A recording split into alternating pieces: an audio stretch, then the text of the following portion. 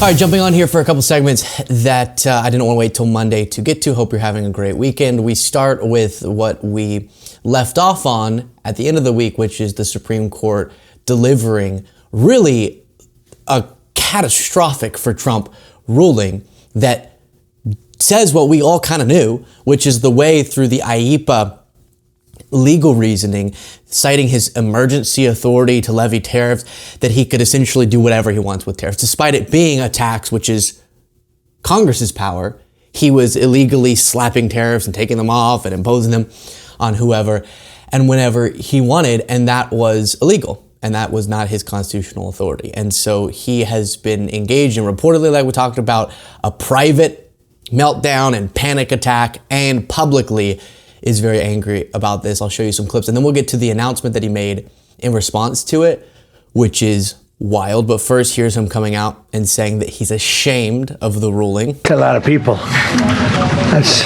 a new record. We set a record every time. Well, thank you very much for being here. The Supreme Court's ruling on tariffs is deeply disappointing, and I'm ashamed of certain members of the court, absolutely ashamed, for not having the courage to do what's right for our country. I'd like to thank and congratulate Justices Thomas, Alito, and Kavanaugh for their strength and wisdom and love of our country, which is right now very proud of those justices. Now, of course, just to stop there, the majority of Americans do not approve of how Trump is using tariffs, and Trump's approval rating is sinking and sinking. So Americans are not proud of the dissenting voices. It was a 6-3 ruling, and some of the most Trump-loyal justices did side with him, but you also had conservative justices siding with what is the obviously correct assessment here, which is why even this ultra-conservative Supreme Court went against Trump on this. What we're going to get to, though, is, remember, he was citing to do whatever the hell he wanted with tariffs, emergency authority, which was obviously bogus. What's the emergency? You're just kind of using this to negotiate or based on your own agenda. And now what he's about to do is make an announcement saying, but I'm still going to impose these global tariffs under a different legal authority. We'll talk about that in a second. Just the quickest pause to request that you click the subscribe button, the simplest, easiest, freest way, completely free, to support the work that we do. Right below the video, click that subscribe button. Back to the video. When you read the dissenting opinions, there's no way that anyone can argue against them. There's no way. Foreign countries that have been ripping us off for years are ecstatic. They're so happy. And they're dancing in the streets, but they won't be dancing for long. That I can assure. Chilling. What did he mean by that? Maybe he meant this. Trump then said he will impose a 10% tariff on goods from every country, and that it will be effective almost immediately. Then, in his spiral, he says 10% globally, every country. Not too long after that, says actually 15%. This is a deeply unserious economic policy, obviously, as shown by, in his haste and rage, he just, to prove a point, says, well, I'm still going to impose a 10% global tariff, and then went, that's not high enough, 15. Completely arbitrary and ridiculous, and likely illegal again. Here he's citing more limited authority he has to temporarily impose tariffs that then after a certain period of time, Congress would have to approve, which even with the Republicans in the majority, they probably wouldn't end up doing, which is why Republicans didn't want the staff to come up for a vote. But he posted, based on a thorough, detailed, and complete review of the ridiculous, poorly written, and extraordinarily anti-American decision on tariffs issued yesterday after many months of contemplation by the United States Supreme Court, please let this statement serve to represent that I am opposing 15% globally. Likely going to be challenged again, but again, it's under different, instead of that IEEPA, it's instead him citing more limited authority for temporary tariffs. But again, if the argument here is one of disincentivizing the importing of products to bolster US production, which I'll show you in a second isn't working as we predicted, but then why would temporary tariffs at all be a coherent economic measure? Which is what Trump's approach here, that has been based on whatever whim, whatever mood he's in, it changes daily. has made it so unsuccessful and ineffective and incoherent, which is there's no way businesses would even logically have an incentive to plan and shift their supply chain because of his imposition of these tariffs when they know they can change every time. And that definitely plays a role here with temporary tariffs. Then he continues on at this press conference.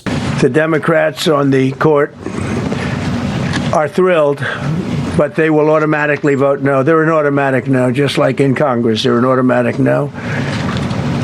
They're against anything that makes America strong, healthy, and great again. They also are a, frankly, disgrace to our nation, those justices. They're an automatic no, no matter how good a case you have. It's a no. But you can't knock their loyalty.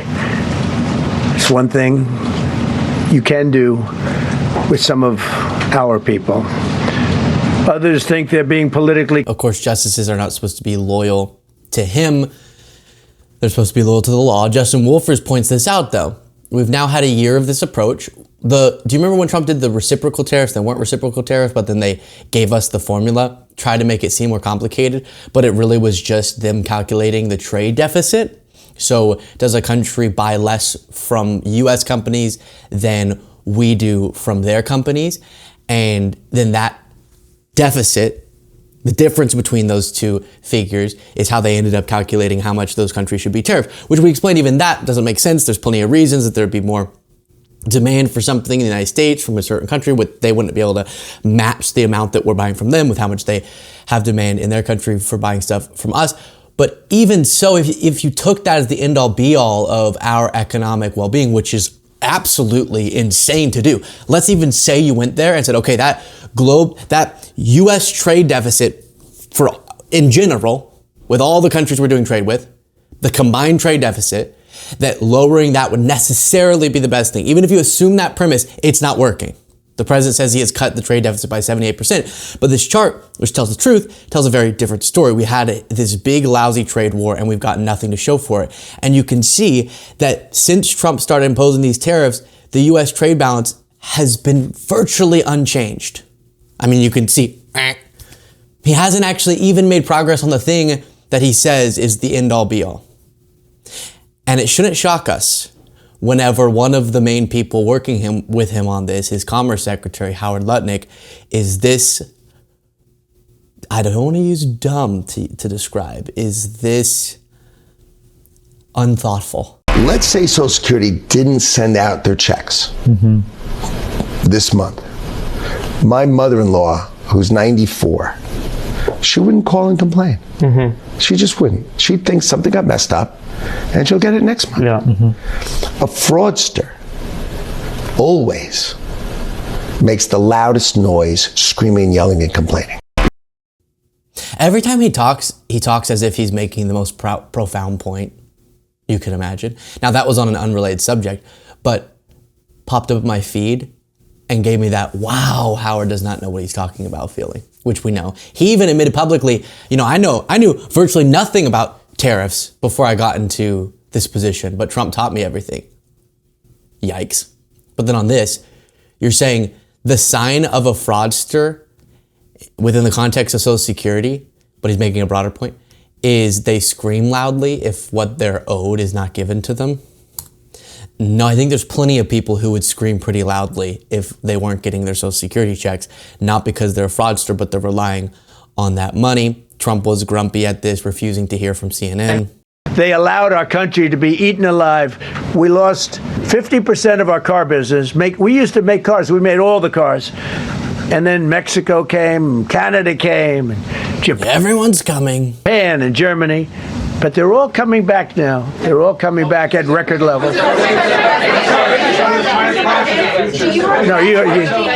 please. Do you regret pointing I'm not talking to you. I don't talk to CNN. It's fake news. Go ahead. Mr. President, yesterday you made...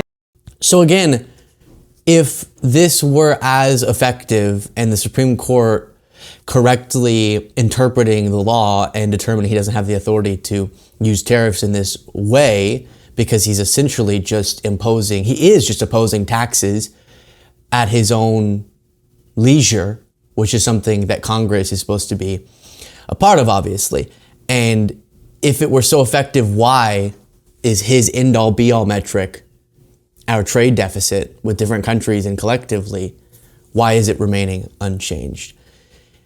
I don't even know if we have time for this one, but there was a headline from Mediaite that got me tickled. Trump riffs on being kissed violently by grateful CEO in escalating series of homoerotic gags.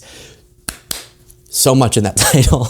We're using gags in that context. Good. Here's some of the examples they cited. Lately, he's had a very particular topic on the brain. To ask the president of Coosa Steel, Andrew Seville, very nice name, to come up and say a few words. I'd like to say, because I'm telling you, I met this guy, and he said something that his wife is going to be extremely upset. I said, "How are you doing?" He said, "President, if I didn't have all these cameras running, I would grab you and start kissing you violently." So that was one time. Then shortly after that, he told a similar story. How are you? Nice to meet you. How's business? President, I'd love to kiss you. This is a very powerful man. I don't want to be kissed by that man, but a very powerful, strong man. He's been in the steel business for many years. Okay, it goes on. Less relevant.